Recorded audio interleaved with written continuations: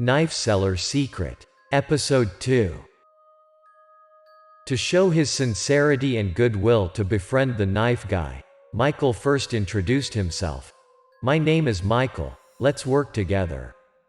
And finally, the young man selling credit knives also accepted the request of police officer Michael. He smiled and said, "Okay, my name is Jace."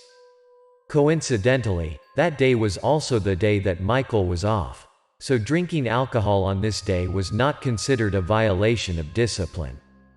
Therefore, Michael invited Jace to a nearby restaurant. The two of them were about the same age and had just fought each other once, and it was considered that they knew each other's skills well. But strangely, they did not feel hatred towards each other, but on the contrary, a feeling of familiarity and respect arose.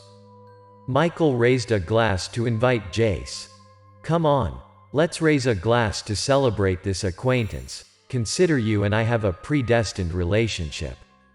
Two honest, straightforward young men are drinking together a glass of wine to get to know each other. After finishing the glass of wine, Jace put the glass on the table. Jace asked Michael a question that he had been wondering for a while. "How do you know I will definitely agree to help you?" Michael did not hide it, telling Jace his thoughts. Michael has just met Jace and has a feeling of sympathy, feeling that he is a member of the same boat. "To be honest with you, I don't understand why either. I just rely on my own intuition. I just met you. I have a feeling that you are an upright person, a feeling that you will definitely help me." Michael's naive honesty made Jace involuntarily laugh. "Do you still compliment others so honestly?" "I am only telling the truth, not trying to compliment you." "Can you tell me about your credit knife business? After all, what is it like?" Michael stopped circling and went straight to the topic. He was really curious to know what organization was behind the credit knife sellers. Jace seemed a bit disinterested. He filled a glass of wine himself and answered Michael's question. "Our profession has been handed down for hundreds of years. Because of its top-secret nature, it is not known, and now it is time to decay." Jace talks about the origin of credit knife sellers, as known as swordsmen. Swordsmen are all gifted and talented people. From a young age, they have trained their divination skills very well. Thanks to swordsmen going around, they can bring benefits to others. It's like they are cultivating for themselves. When they do 1,000 good deeds with the knife or sword they give away, then they become future bliss. But that tradition did not last long. For hundreds of years, rice and money made talented people also wither. Because of the strict rules, less and fewer people really want to follow it. Then gradually it became a kind of business, selling credit knives and making a prophecy that, when fulfilled, would double the money. Then appeared bad guys who also used this to plunder good people's money and harm innocent people's lives.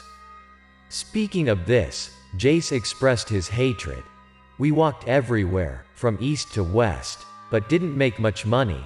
Some bad guys have the opportunity to do bad things." Michael had a brief understanding of the origin of swordsmen like Jace, but he asked about the others. "Evil people, what will they cause?" Jace says that those people will do some bad things with the knife, put some evil curses on it. As a result, whoever brings that knife home to use will bring disaster to them. This is how some disciples with bad hearts will receive money and pass on the calamities to others through the knives they bring. This knife is used for thousands of years without damage. The user cannot break the curses. If they don't die, they will be injured or chronically ill or encounter extremely cruel things. So it can be confirmed that the bad guys have used cursed knives and harmed some villagers in the East Village, and they can certainly go elsewhere and harm many others. Michael really wanted Jace to help him find them. "Where can I find them?" Michael asked. Jace raised the glass and drank the wine in one gulp. Then he put the cup on the table and stood up to give Michael a clue. Some people will come to the East Village to deal with the disaster in 3 days." Then Jace took out a knife from the basket and gave it to Michael. "Here, take this knife." Michael didn't quite understand what Jace meant. "Why? Why are you giving me this knife? Is Jace doing business with Michael?" Jace replied, "Because in 3 days you will have a bloody disaster. Take this knife. Suppose you are still alive after that disaster. In that case, I will come to collect the knife money." Jace made a prophecy. 3 days from now, Michael will be in danger, and it is this knife that will save him from that danger. At this time, Michael has changed his initial view of these knives. True swordsmen like Jace will certainly not harm him.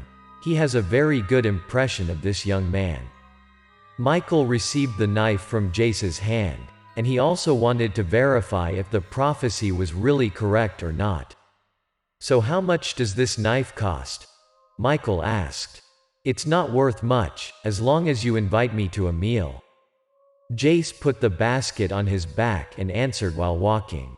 Seeing the figure of Jace walking out of that restaurant, Michael has an indescribable feeling that is both familiar to believe and difficult to understand.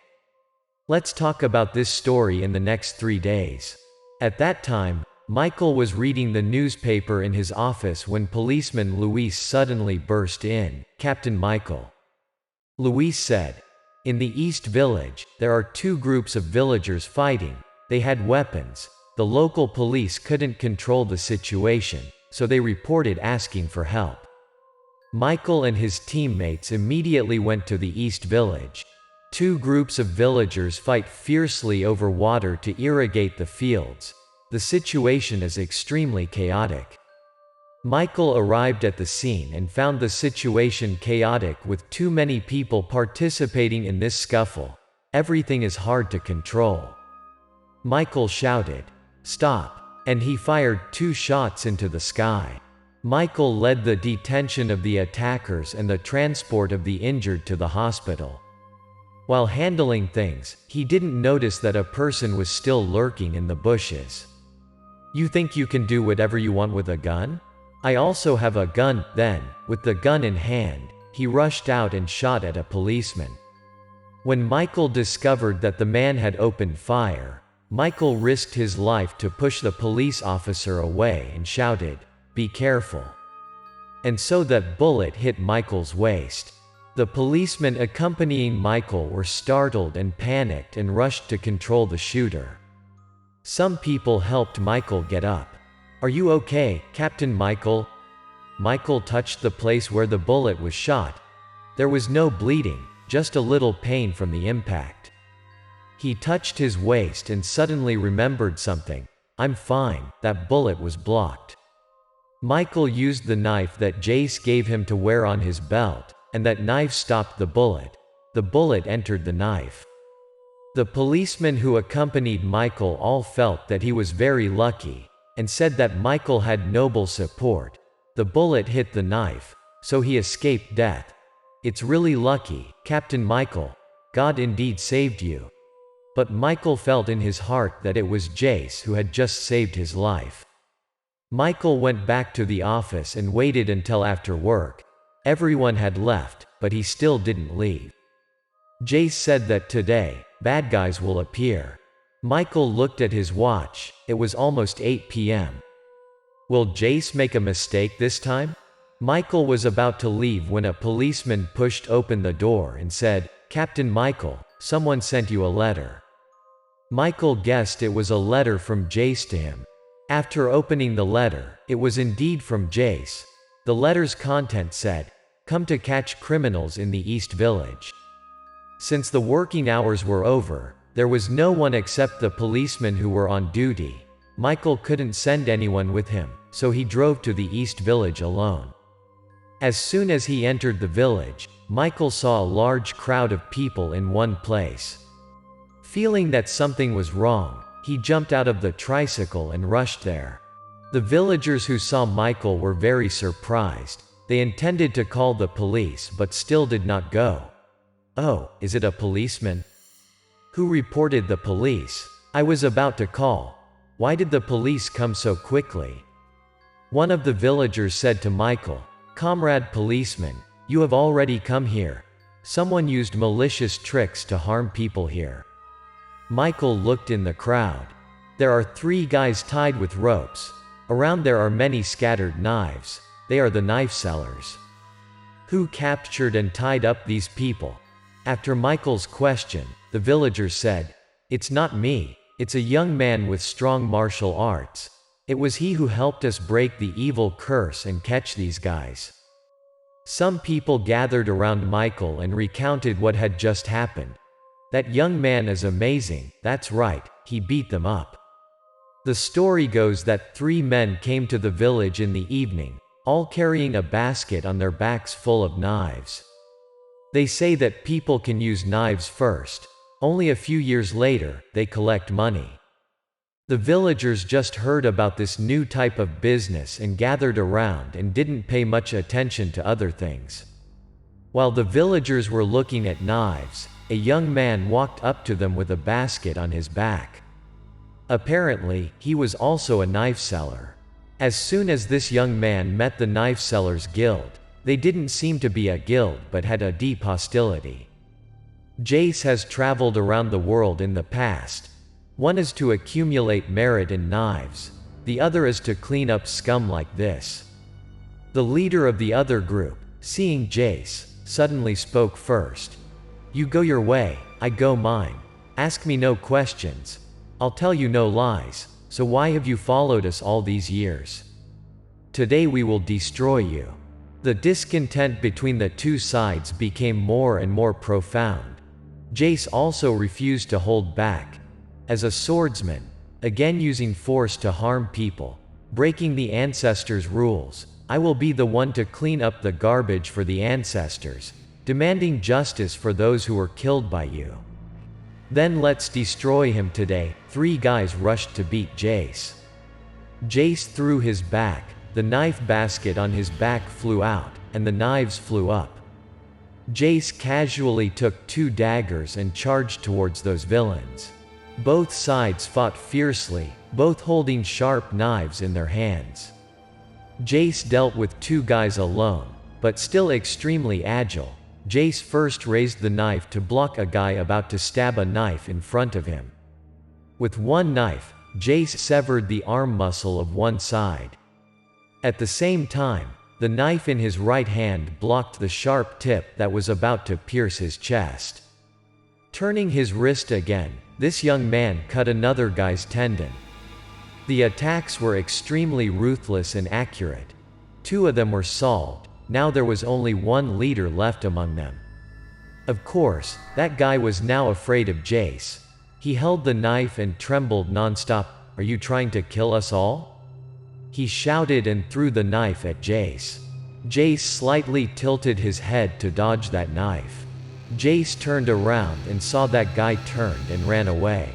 Jace didn't chase after him, he threw the knife and flew to him. The precise slash cut the tendon of that guy's leg. The villagers saw Jace appear out of nowhere without explaining why and even injured 3 people. The old man in the village said, "How can this young man dare to kill and injure others?" "Those 3 are just knife sellers," said the old man. When the villagers misunderstood him, Jace immediately explained to them, "Those knives will kill you." But how could the villagers immediately believe this? "What? Will these knives kill us? What did you say? Why should we trust you?" Jace asked the villagers to help him get a pot of clean water. The villagers were also curious, bringing a water basin to see what this young man would do. Jace put the knives they were holding into the water. In an instant, something that looked like ink appeared from the handle. Those ink stains became inscriptions and gradually floated to the surface of the water, but no one could understand what the words meant. Others don't understand, but Jace can understand. Those are the curses that will bring knife users. This knife will cause lung disease, and this one will make the user cough up blood to death. Jace explains about the curses on the knife. The disasters on each knife are different. This one will make you suddenly die. This one will put you in jail. This one will make your children fall early. If you still don't believe what I'm saying, just bring these knives back and use them." Jace told the villagers that if you don't believe him, try using knives, but no one dares to touch the knives anymore. In the end, Jace put all the knives away and put the basket on his shoulder. "Young man, what to do with these 3? Asked the old man in the village. "In a while, the police will come and take them away," Jace replied. Then he took the knife basket and left. After hearing the villagers recount the situation, Michael's feelings for this young man increased a bit. The old man said, "If it is true what the young man said, the police must definitely punish these bad guys. Okay, rest assured, I will take these 3 people away. In the future, everyone remembers to raise their vigilance. If you see someone suspicious, notify us in time," Michael said. So 3 knife sellers with cruel tricks were taken to the police station. After that, Michael and Jace began their close friendship that lasted until 35 years later. Until Jace's death, Michael also heard a lot of incredible stories from his friend Jace.